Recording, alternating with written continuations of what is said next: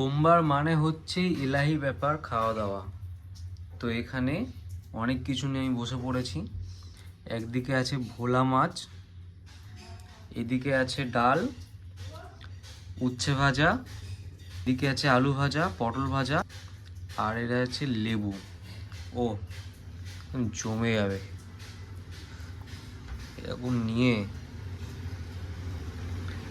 একটু এখান থেকে ঝোল নিয়ে মাছগুলোকে সাইড করি,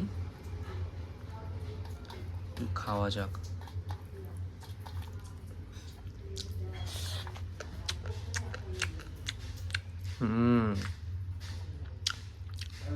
মাছগুলো দেখো, একদম নরম টাটকা। উফ, খাওয়া যাক।